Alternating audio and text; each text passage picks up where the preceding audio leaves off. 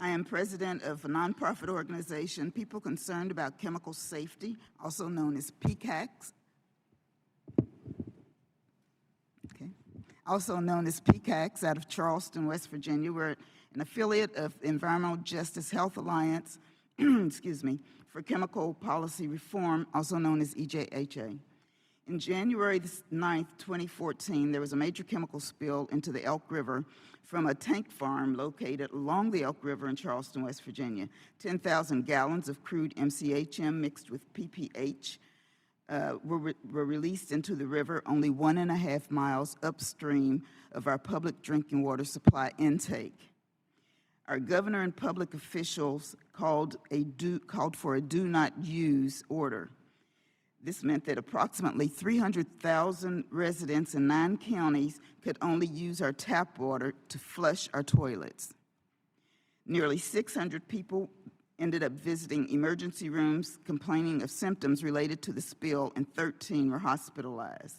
Schools and businesses were closed, non-critical surgeries were canceled, and our legislators had to temporarily adjourn. Businesses in the area lost at least $61 million during the first month.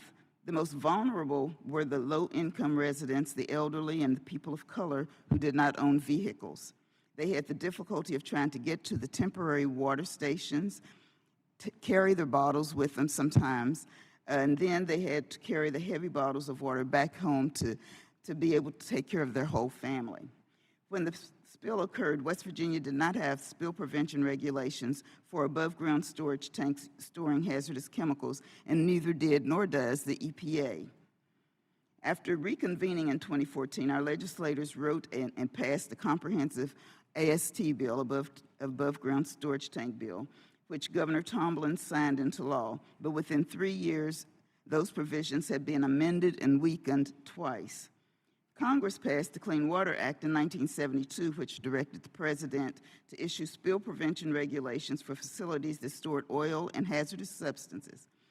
President Nixon delegated the responsibility of that section of the Clean Water Act to the EPA. The EPA quickly issued spill prevention regulations for oil.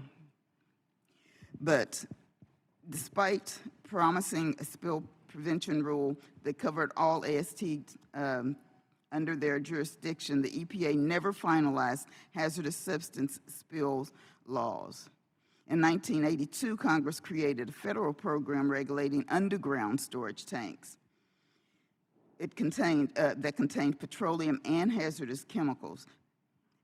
Between 1984 and 2015, Congress passed 5 actions to improve and strengthen requirements for the underground storage tanks, and even created a trust fund for cleaning up leaks. So 40 years later, in 2015, EJHA and PCACS, my organization, and the Natural Resource Defense Council filed lawsuit against EPA over the failure to issue hazardous substance spill prevention regulations for above-ground storage tanks. In February of 2016, EPA agreed in a consent decree to develop the spill prevention rule, accept comments, and publish the final rule by the summer of 2019. In June of 2018, EPA Administrator Pruitt signed a proposal to take no action by pointing to existing regulations that provide only limited regulatory protections. And on August the 22nd of this year, Administrator Wheeler signed the final take no action rule, and it was published in Federal Register on August the 3rd. Residents in many states lack any spill prevention laws, remaining as vulnerable as we were in 2014. Without comprehensive rule, EPA continues to put health and safety of millions of American citizens in danger. The country needs a robust federal AST, or above ground storage tank spill prevention program, to protect our waterways. We need regulations to minimize tank leaks in all ASTs containing oil products and hazardous substances, and to protect our drinking water sources. We need a trust fund to clean up AST leaks and spills. We need regulations that will ensure that the design and construction materials and secondary containment systems meet the established engineering standards. We need leak detection and corrosion systems for above-ground storage tank. We need transparent third audits. We need the public to have the right to know and access to information about the hazardous chemicals in above-ground storage tanks where they live, work, and play. One more. I'm sorry.